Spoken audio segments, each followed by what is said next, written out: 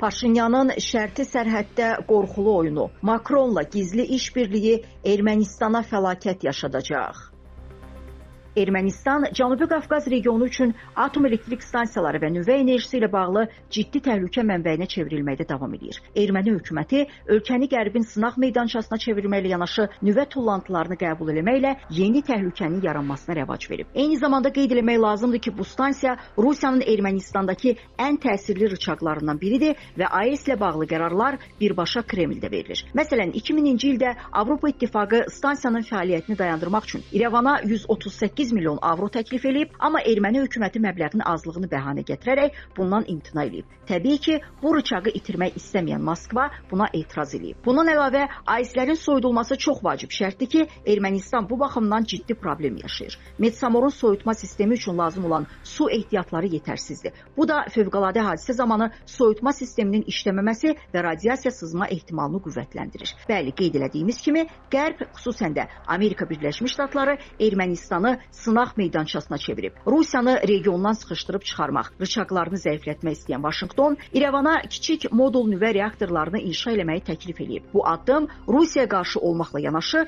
yeni layihəni Amerika Birləşmiş Ştatlarından çox uzaqda, Ermənistanda sınaqdan keçirmək də deməkdir. Sözü gedən layihələr Amerika Birləşmiş Ştatlarında artıq fiaskoya uğrayıb və Ağ Ev bu layihələri yenidən sınaqdan keçirmək üçün təcrübə dovşanı axtarır. Qərbin marioneti sayılan Ermənistansa istənilən layihəyə canla başla razılaşır. Bu siyahıya Amerika Birləşmiş Ştatlarının Ermənistandakı xüsusi laboratoriyalarını da əlavə eləmək olar. Kiçik nüvə reaktorları ucuz qiymətə başa gəlsə də, Amerika Birləşmiş Ştatlarının nüfuzlu şirkətləri bu layihəni reallaşdırmaqdan imtina edib. Söhbət NuScale Power şirkətindən gedir və bu şirkət Idaho ştatında yerləşən AES-də Voyager 6 layihəsini həyata keçirməkdən boyun qaçırıb. 77 megawatt gücü olan və 6 blokdan ibarət layihəyə isə Ermənistan maraq göstərib. Amerika Birləşmiş Ştatları şirkəti sırf maliyyə məsələsinə görə layihədən imtina edib. Çünki bu iş üçün 9,3 milyard dollar vəsait lazımdır. NuScale şirkəti isə 2026-cı il üçün planlaşdırılan layihəni 2029-cu ilə qədər təxirə salıb. Paşinyan hökuməti isə tamamlanmamış, sınaqdan keçirilməmiş və fəsadları öyrənilməmiş layihəyə dərhal razılıq verib. Amerikalıların Ermənistan üçün təklif elədiyi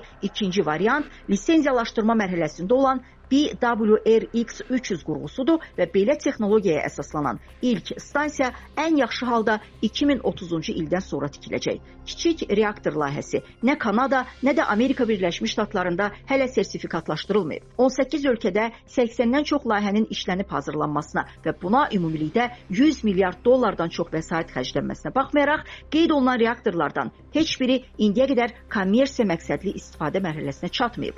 Dövlət borcu günü-gündən artan Ermənistan bəs niyə belə bir yükün altına girməyə çalışır? Paşinyanın məqsədi bəllidir, ölkənin Rusiyadan olan enerji asılılığını azaltmaq, Amerika Birləşmiş Ştatlarının Cənubi Qafqazda qol-qanad açmasına meydan vermək. Amma Trump administrasiyası hələ ki bu layihələrə start vermək niyyətində deyil. Sadalanan faktlar Ermənistanın regionu hansı təhlükəyə sürüklədiyindən tam xəbər verir. Amma iş orasındadır ki, İrəvan bununla kifayətlənmək niyyətində deyil. Məlum olub ki, Fransanın Orano dövlət nüvə şirkəti gizli şəkildə istifadə edilmiş uran tullantılarını Ermənistana daşıyır. Tullantılarsa Tavuş bölgəsinin Dilican Milli Parkında torpağa bastırılır. Tavuşun Azərbaycanla həmsərhəd olduğunu nəzərə alsaq, ölkəmizin hansı təhlükə ilə üz-üzə olduğunu söyləyə bilərik. Paşinyan bu dəfə də ölkəsini Fransa üçün təcrübə dovşanına çevirmək niyyətindədir. Bu tullantıların Dilicanda torpağa bastırılması çox ciddi ekoloji fəlakətə səbəb ola bilər. Sözü gedən fransız şirkəti illər boyu təkrar emal olunmuş uran və nüvə enerjisinin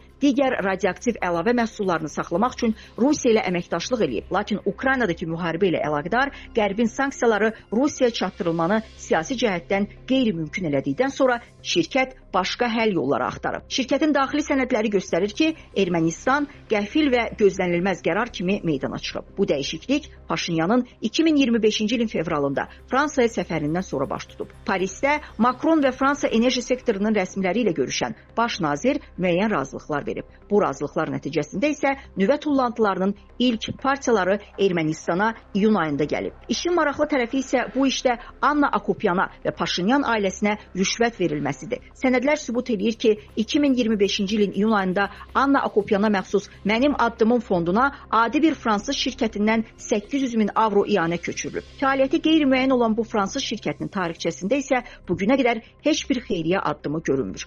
Bu, açıq-aşkar rüşvətdir və Paşinyan ailəsinin böyük bir ekoloji fəlakəti cəmi 800 min avroya satdığının sübutudur. Məlumdur ki, nüvə yanacağı 1000 illər boyu radioaktiv olaraq qalır və sızaraq bütün ekosistemi zəhərləyir. Fransadan Paşinyanla əlaqəli bir fonda qəfil iyanələr, ardınca Ermənistana nüvə tullantılarının ixracına səssizcə icazə verilməsi də Paşinyan hökumətinin səriştəsizliyini və ancaq cibini güddüyünü sübut eləyir. Beynəlxalq hesabatlarda da dəfələrlə Metsamorla bağlı qeydlər olunsa da, stansiyanın ciddi ekoloji və humanitar fəlakətə səbəb ola biləcəyi yazılsa da, Avropa İttifaqı və digər beynəlxalq təşkilatlar Ermənistana münasibətdə qeyri-adi biganəlik nümayiş etdirir. Bütün bunlar beynəlxalq ictimaiyyət üçün də ciddi siqnaldır. Atom enerjisi üzrə beynəlxalq agentlik dərhal Ermənistana qarşı tədbirlər görməli və bu ölkədəki atom obyektlərinin təhlükəsizliyi, Dilican dərəsindəki vəziyyət ciddi şəkildə yoxlanılmalıdır.